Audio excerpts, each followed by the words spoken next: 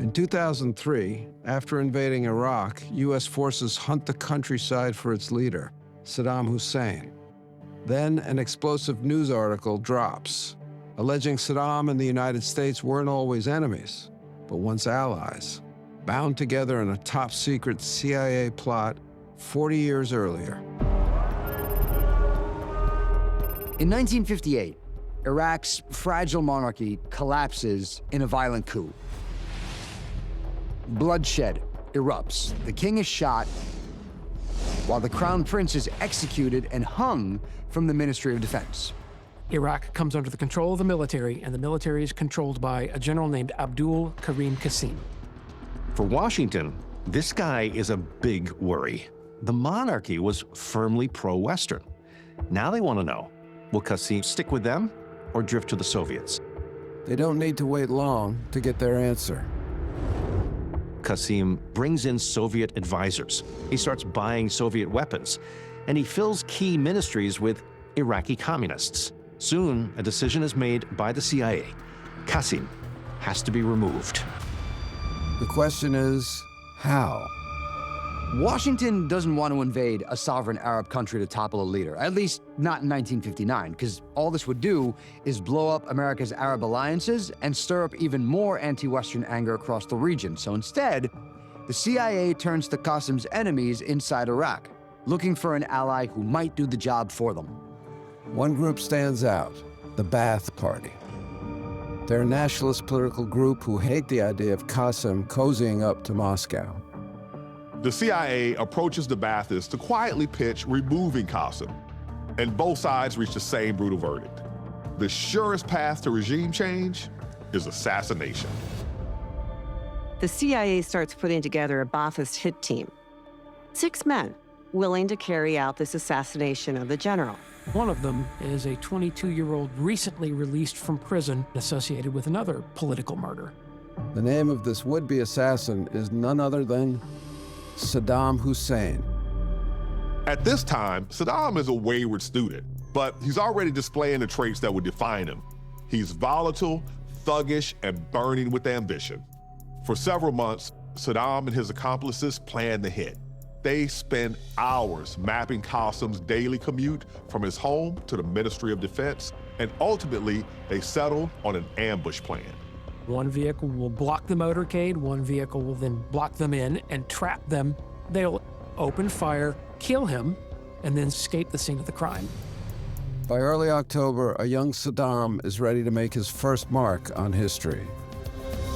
The plan completely unravels right from the beginning. The car gets boxed in, so the team is forced to carry out the attack on foot.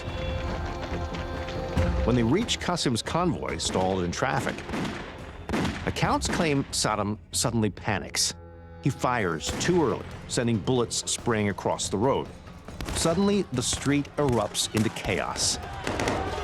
Qasim's guards react and return fire. One assassin is killed. Qasim's driver is shot and killed. Qasim himself is hit. Saddam takes a bullet to the leg, but still manages to escape with the survivors. At this moment, Saddam and his conspirators think it's mission accomplished. They got Qasim. But later, in a Baghdad safe house, they get disastrous news.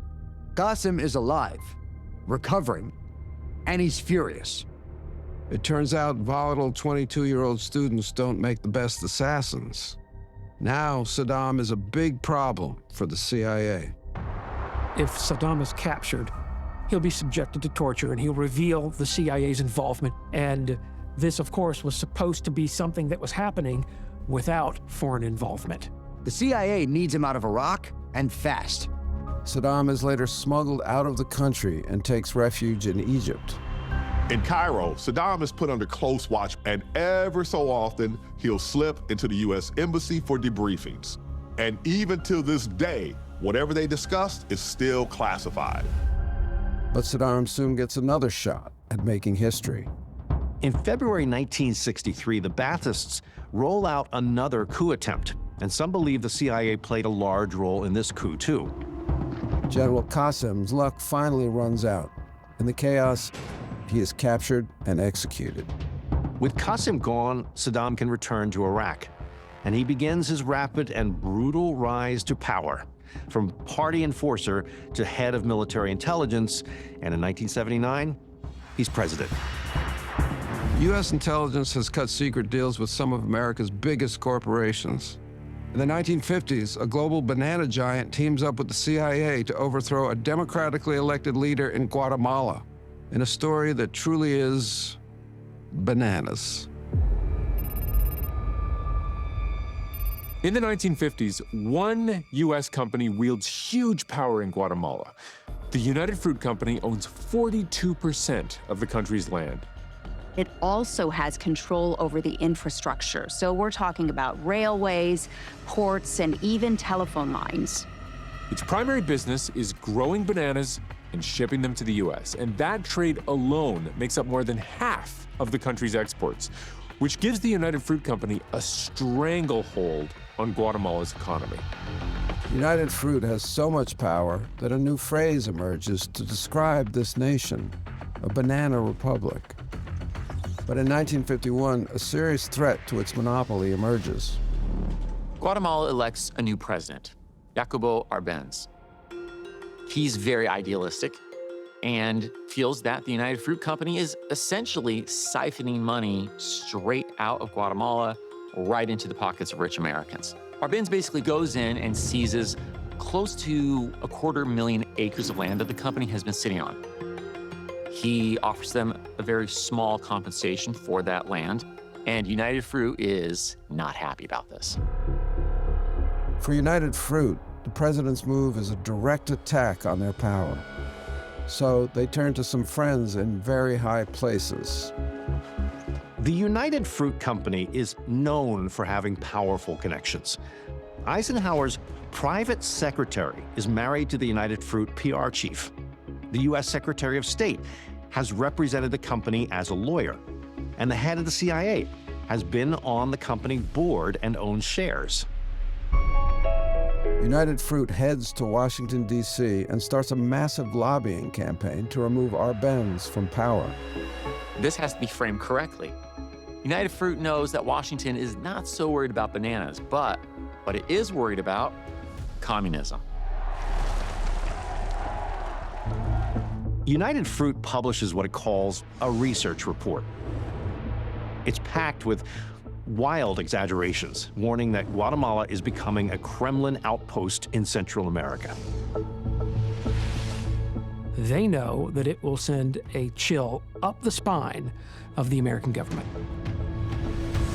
The idea is to alarm Congress, and it works. In 1952, the CIA and United Fruit launch a joint covert operation known as PB Fortune to take down Arbenz. The U.S. starts sending arms shipments to an exile rebel force in Nicaragua, and the plan is for them to move into Guatemala, assassinate more than 50 political targets, including Arbenz, and to replace him with a leader who's more aligned with the interests of the United Fruit Company. The United Fruit Company offers up one of its cargo freighters for the operation. In New Orleans, they load the ship, which, by the way, is literally a banana boat, with crates of what they're calling agricultural machinery. But it's not machinery, it's machine guns, it's weapons, and they send that to Nicaragua. But while the vessel is en route, the truth about its secret cargo spills out.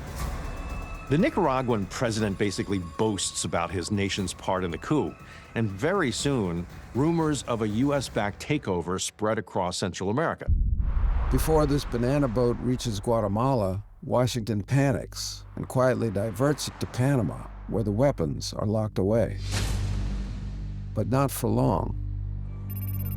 1 year later, the CIA attempts a new coup with a new plan. The CIA floods Guatemala with propaganda. They hire dissident groups to stage mock uprisings. Basically, they do anything and everything they can to make it look like Arbenz has lost control of the country. On June 27, 1954, under immense pressure and abandoned by the military, President Arbenz finally flees the country. The CIA-backed rebels march into the country, take control with just 480 men who are armed with weapons that were originally shipped by United Fruit Company. In the aftermath of the coup, Guatemala is run by a series of brutal dictators, all loyal to the CIA and United Fruit.